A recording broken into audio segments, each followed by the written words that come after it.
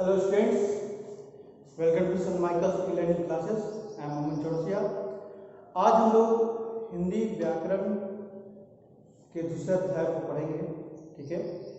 और दूसरे अध्याय को पढ़ेंगे जिसका शीर्षक है वर्ण विचार, ठीक। तो वर्ण विचार में हम लोग क्या क्या पढ़ेंगे, पहले हम लोग उसको देखते हैं, उसको समझने की कोशिश करते हैं। पहला हम लोग पढ़ेंगे ध्वनि, ठीक। दूसरा लिपि, ठीक है। उसके बाद हम लोग पढ़ेंगे वर्ण किसे कहते हैं, वर्ण क्या कहलाता है, ठीक। उसके बाद हम लोग पढ़ेंगे वर्ण के प्रकार, कितने प्रकार हैं, 2 प्रकार हैं। तो कौन कौन से प्रकार हैं, स्वर वर्ण या व्यंजन वर्ण, ठीक है। तो इन सभी को हम लोग जानेंगे, ठीक है। सबसे पहले जैसा कि मैंने आप सभी को बताया है, सबसे पहले हम ध्वनि को जानेंगे, ठीक है, कि ध्वनि किसे बोलते हैं। तो मुख से निकलने वाली आवाज ध्वनि कहलाती है। जैसे मैं अभी बोल रहा हूँ तो मेरी आवाज एक ध्वनि कहलाती है, ठीक है। तो क्या हुआ यहाँ पे मैंने अभी आपको बताया कि मुख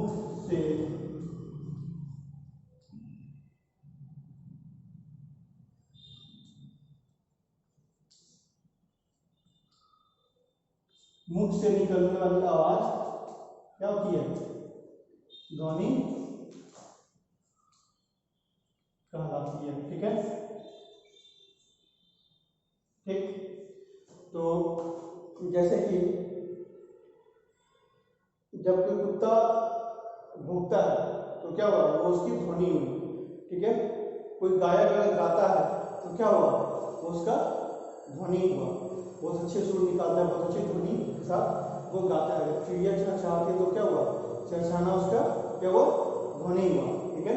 तो हम लोग ध्वनि को समझ लिए कि ध्वनि किसे बोलते हैं, उसके कुछ उदाहरण को भी समझे। अब हम लोग इस पे चलेंगे जो हमारा शीर्षक है लिपि, ठीक है। तो लिपि के बारे में हम ये कह सकते हैं, ठीक है, कि हर भाषा को बोलने और लिखने की एक अलग ढंग और एक अलग प्रक्रिया होती है, ठीक है। भाषा को लिखने के लिए जिन चिन्हों का प्रयोग करते हैं वे लिपि कहलाते हैं, ठीक है। समझ में आया?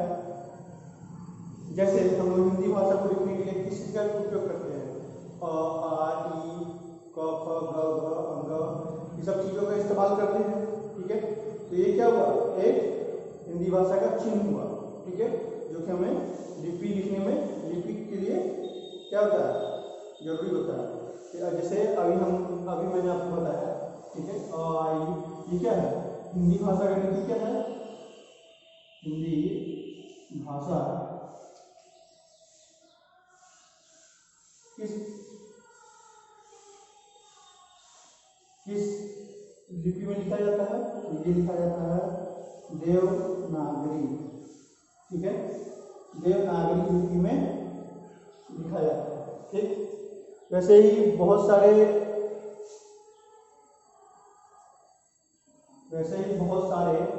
जो हैं भाषा है वो अलग अलग लिपि में लिखी जाती है। जैसे कि पंजाबी जो लिखी जाती है,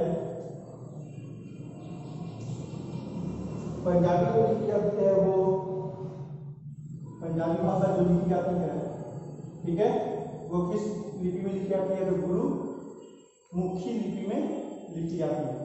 किस लिपि में लिखी जाती है दोस्तों, तो गुरुमुखी लिपि में लिखी जाती है। और जैसे अंग्रेजी भाषा लिखी जाती है, जैसे हम लोग अंग्रेजी पढ़ते हैं, ठीक है, तो वो अंग्रेजी भाषा किस लिपि में लिखी जाती है, तो वो लिखी जाती है रोमन भाषा में, ठीक है, रोमन लिपि में लिखी जाती है, ठीक। जैसे और कौन सा है, जैसे मान लीजिए कि हम उर्दू, ठीक है, उर्दू भाषा किस लिपि में लिखी जाती है, तो ये क्या होगा, फारसी लिपि में लिखी जाती है, ठीक है। तो अभी हम लोगों ने कौन कौन से भाषा की लिपियों को देखा, हिंदी भाषा की लिपियों को देखा, ठीक है, अंग्रेजी भाषा की लिपियों को देखा, पंजाबी भाषा की लिपि को देखा और उर्दू भाषा की लिपि को, ठीक है। अब अब हम लोगों को ये समझ में आ गया होगा कि ध्वनि किसे कहते हैं और लिपि किसे कहते हैं। ठीक, इसके तत्पश्चात अब हम लोग इसके मुख्य चीज पर चलेंगे, जो कि हमारा है वर्ण किसे कहते हैं। ठीक है, और वर्ण के कितने प्रकार हैं और कौन कौन से प्रकार हैं। ठीक, तो सबसे पहले हम ये जानने की कोशिश करेंगे कि वर्ण क्या किसे कहते हैं या क्या कहलाता है। ठीक है, और एक चीज मैं आपको बताना भूल गया कि वर्ण लिखने की लिपि को ही, वर्ण लिखने की तरीके को ही, ठीक है, हम लोग लिपि कहते हैं या कह सकते हैं। ठीक, और अब हम लोग आते हैं वर्ण पर। ठीक है, वर्ण जो होता है वो ध्वनि का सबसे छोटा हिस्सा होता है। क्या होता है? सबसे छोटा हिस्सा। ये जो वर्ण होता है, ठीक है, ये क्या होता है? ध्वनि का सबसे छोटा हिस्सा होता है। ठीक, ठीक है, जिसके और अधिक टुकड़े नहीं हो सकते। जैसे हो सकता है कि आप लोगों को लगा कि नहीं इससे भी छोटा कोई टुकड़ा होगा, नहीं, ऐसा नहीं है। इससे छोटा टुकड़ा, ठीक है, नहीं हो सकता है।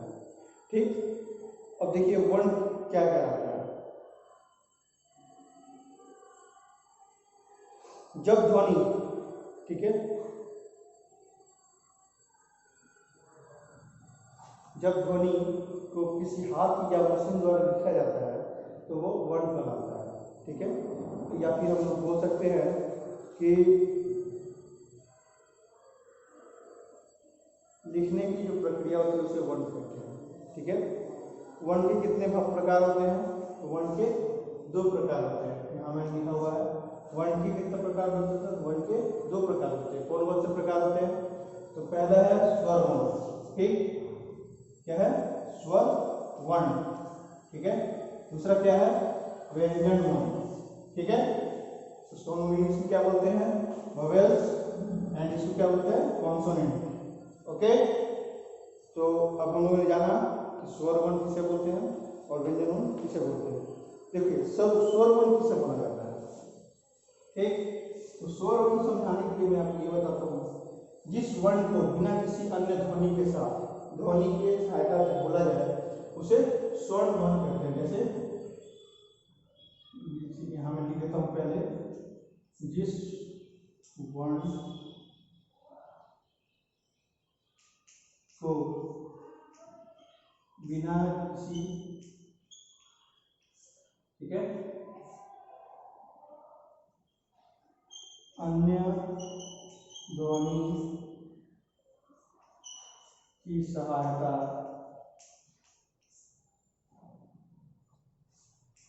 से बोला जाए उसे क्या कहते हैं? उसे स्वर वर्ण कहते हैं। क्या कहते हैं? स्वर वर्ण कहते हैं। ठीक है,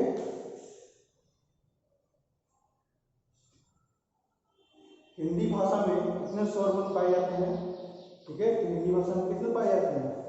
11 स्वर्ण पाए जाते हैं। स्वर वर्ण पाए जाते हैं। कितने पाए जाते हैं हिंदी भाषा में? हिंदी भाषा में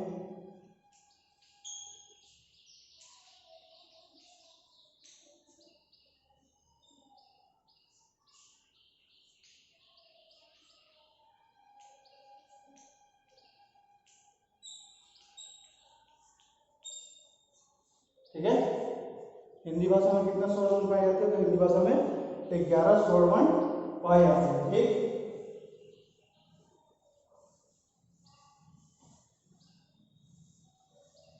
तो हम लोग किस पाएंगे? हम लोगों ने स्वर वर्ण को पढ़ लिया, अब हम लोग किस पाएंगे? व्यंजन। व्यंजन वर्ण पर आने के पहले मैं 11 स्वर्ण वर्ण के बारे में आपको कुछ बताना चाहता हूँ। ठीक है, वो 11 स्वर वर्ण कौन कौन से हैं ये जानना अति आवश्यक है। तो इसके लिए मैं एक यहाँ छोटा सा कॉलम बनाता हूँ। ठीक है,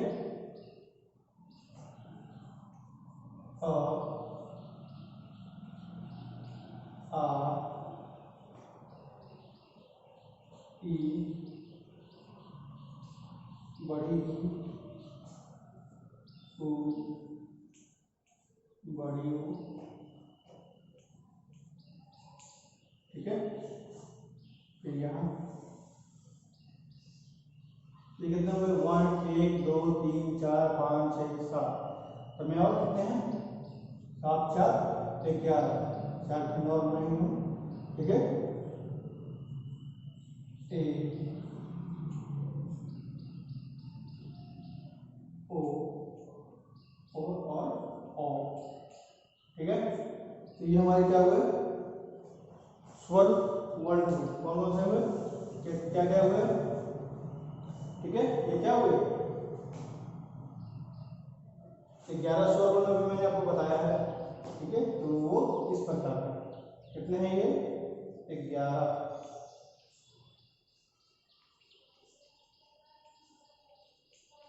ठीक, कितने हैं 11 स्वर वर्ण, ठीक है। अब आपको समझ में आ गया होगा, या आपको समझने में तकलीफ नहीं होगी कि कितने स्वर वर्ण हैं, कौन कौन से स्वर वर्ण होते हैं, ठीक है। तो मैंने अभी आपको बताया है अ आ ई बड़ी ऊ बड़ी ऊ, ठीक है, ई ए ऐ ओ, ठीक है। अब हम लोग आते हैं व्यंजन वर्ण पे, ठीक, ठीक है।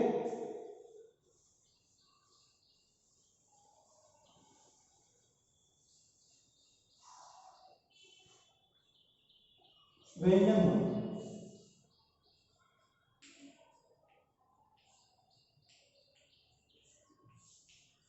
ठीक है।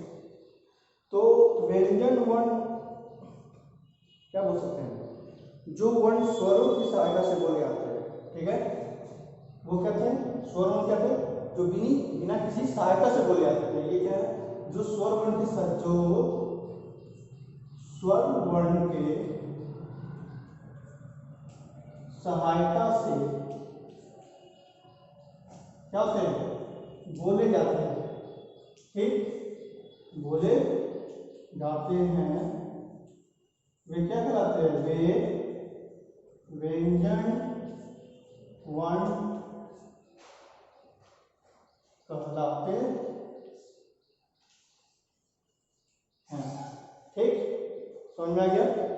स्वर वर्ण क्या कहलाते थे, जो बिना किसी सहायता से, ठीक है, बोले जाते थे। लेकिन व्यंजन वर्ण में ऐसा नहीं है, व्यंजन वर्ण में क्या है कि वे क्या होते हैं स्वर वर्ण की सहायता से ही बोले जाते हैं। अब कौन कौन से व्यंजन वर्ण हैं, अब हम लोग इसको देखेंगे और समझने की कोशिश करेंगे, ठीक।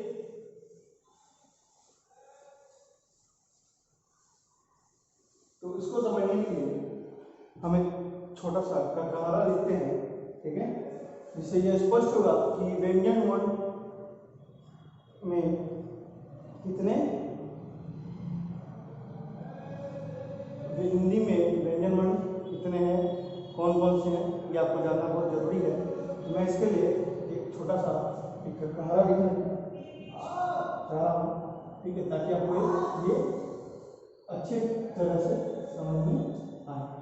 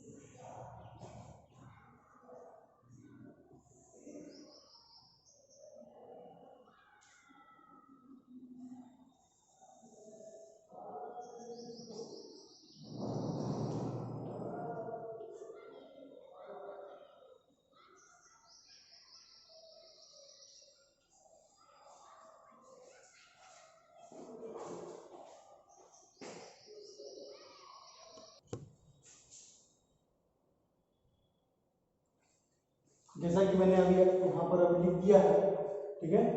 तो इसमें हम लोग ये देखेंगे कि हिंदी के व्यंजन जो हैं वो कैसे हैं, कितने हैं, तो यहाँ पे मैंने उन सारे व्यंजनों को यहाँ लिख दिया है, ठीक है। और यहाँ ये भी दर्शाया है कि कौन से वर्ग में आते हैं। जैसे क ख ग घ अंग, ये किसमें आते हैं? क वर्ग में आते हैं। च छ ज झ ग चौ वर्ग में आते हैं। ट ढ ग घ न सब ट वर्ग में आते हैं। तो इस प्रकार मैंने व्यंजन के सारे वर्ग को दर्शाया है। और एक चीज और मैं बताना चाहता हूँ, वर्णों की सूची को भी क्या कहते हैं हम लोग? वर्णमाला कहते हैं, ठीक है। तो अगर आपसे कोई पूछे कि वर्णमाला किसे कहते हैं, तो आप ये आराम से बोल सकते हैं या फिर बता सकते हैं कि वर्णों की सूची को ही हम क्या कहते हैं? वर्णमाला कहते हैं, ठीक है। तो अभी के लिए इतना ही, फिर आगे वाले पार्ट में हम लोग पढ़ेंगे कि मात्रा किसे बोलते हैं, ठीक है, वाक्य किसे बोलते हैं, संयुक्ताक्षर किसको बोलते हैं, ठीक है। इन सभी बातों पर चर्चा करेंगे।